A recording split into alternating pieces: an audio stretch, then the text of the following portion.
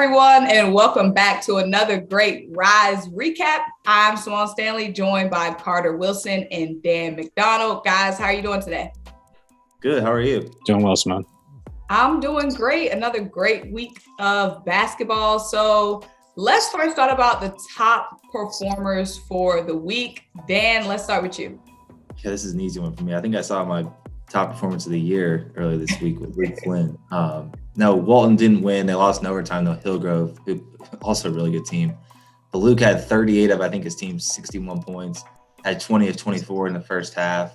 He did it every which way. He's known as a shooter, and he made some shots. He made a ton of free throws, but my goodness, he had some incredibly crafty finishes at the rim, including the one that tied the game to force overtime. He kind of split through a few defenders and kind of put some English on it off the glass and scored right at the buzzer to force overtime. So he was just absolutely incredible. I know he's only a sophomore. He's already got some, SoCons and A-Sun schools recruiting him, and I'm sure that'll only continue. And he had a heck of a game. But also shout out to Hillgrove, who had a really good game, really good road win for them. So he was out there doing it all.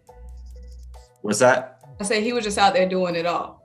Oh, he did everything. Defense, he made some big plays, he made some big rebounds in traffic. It was as good a performance I've seen so far this year. Carter, what about you? I'm actually going to go to the other side of that same game and go with a Hillgrove guy and another sophomore guard, Jeremiah Wilkinson.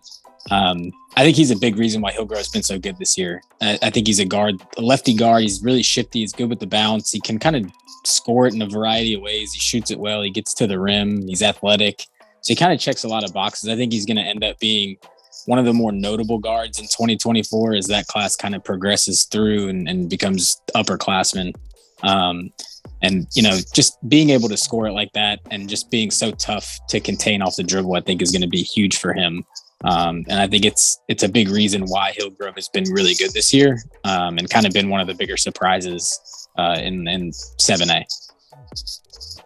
Did y'all plan that, picking somebody on either team? No, Carter likes to copy me on stuff like this. So let's talk about team performances. So what was the biggest standout game to you guys this week? Yeah, I'd go back to last week. I've had two really good Tuesdays in a row. So this week was the Walton Hillgrove game that went to overtime. Last week, if you saw our Ryze account last week, I went to the Tequila and Lanier game that came right down to the wire. It was back and forth all game. Just, one team would jump out a few points, the other team would come back, take a bigger lead, then the other team would come back. And it was just back and forth all game. Mari Jordan was really good. Jay for Tequila, Georgia commit. Jason Nathaniel for Lanier was really good. It was just a really good back and forth game. And, I kind of started getting up to leave because I thought it was over. But I stuck around up top to kind of watch just to make sure nothing got crazy. Well, then a few minutes, I think it was inside of 10 seconds left. Mari Jordan made a really nice steal on the defensive end. They get the ball up, call timeout, they run a play. The clock runs out in the play, but the refs are like, no, we got to put some time back on. So they put, I think, 1.2 or 1.1 back on the clock. And as you saw in that highlight I put on Ryze Hoops, they kind of just ran a little screenplay to the corner. Kid buries a three at the buzzer for the win. It was one of the better games I've seen again this year. The last two Tuesdays have been pretty fun. You always got to stick around to the end. We need highlights, Dan, Yeah, no, I think I told Carter this. I think I got the angle perfectly. You did. You definitely did. That was definitely an exciting one. Carter, what about you? I'm not necessarily looking at one specific game. It's more two specific games, and they're Norcross and Berkmar. I think that matchup in Region 7, 7A, it's just going to be one that we remember for the rest of the year. I think you get two powerhouse teams in the same region, and they play each other a bunch. And, Berkmar's been really fortunate to come across as the winner of both of those matchups that they've played so far. I think they won both of them by 2 points. But you can tell how close those teams really are talent-wise. Both super talented. They both execute really well. And those are just tough games. Berkmar did really well coming out on the top side of both of those. And having a guy like Malik Ewan just changes everything. He's so big. And I've said it time and time again, even on these videos, like he's the one guy that you can't replicate in 7A. He's so unique and so skilled, so big, and he's going to be a big factor for them. And it wouldn't be surprised if we got that a third time in the region championship in that region, or even in the state champion, or not state championship, but the state tournament. It wouldn't shock me. We've seen teams kind of have those rivalry games, and meet each other 3 or 4 times. And I think this could be one of those where they meet at least 3 times. Yeah, and it's really, really hard to beat a really good team 3 times in a year. So I'd be really curious to see if we get that as a region championship game, what the outcome looks like. Definitely. So, guys, it's the end of January. We're getting down the stretch here in the season. What are some of those pivotal games, those pivotal matchups you guys are looking forward to as we start to get to the end of this season?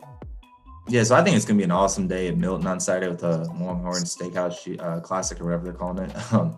But one of the games over there is going to be Wheeler versus Newton, which obviously I think you have the best 7A team right now versus the best 6A team in Wheeler right now.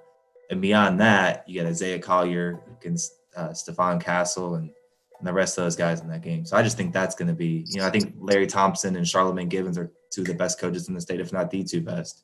But they're way up there on that list. So I think you're going to it's going to be a tough game because both those teams are tough kids. They got tough coaches and just they'll play defense, but they'll also get out and run and have some highlight plays too. So I think that's going to be one. If I was a casual high school basketball fan in the Atlanta area, I'd want to be at Milton on Saturday night. Sounds like a great one. Carter, what about you?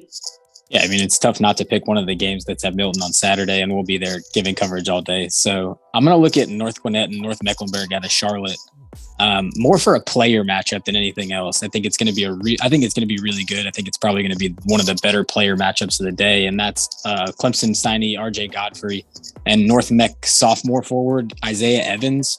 Evans is one of the better players in North Carolina in 2024. He's probably top 4, top 3, depending on who you ask. He's got offers from Tennessee, Texas A&M. He's got a bunch of looks from a bunch of high major schools, and he's going to end up being one of those Power 5 guys that you hear a lot about.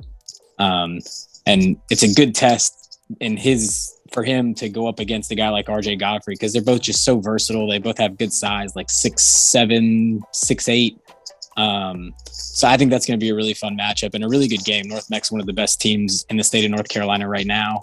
And North Gwinnett obviously is one of the better teams that we have in 7A here in Georgia. So I think it's going to be a fun game. For sure. It sounds like a lot of great matchups to look forward to this Saturday. And of course, you guys continuously dropping gems on here. Y'all, it's towards the end of January. We're almost basically at the end of the month. So things are definitely heating up in high school sports and definitely Georgia high school basketball. So make sure you're staying tapped into Ryze Hoops on all social media platforms so you can stay updated and in the know. I'm Symone Stanley. This is Carter Wilson and Dan McDonald. This is your Ryze Recap. Thank you so much for joining us.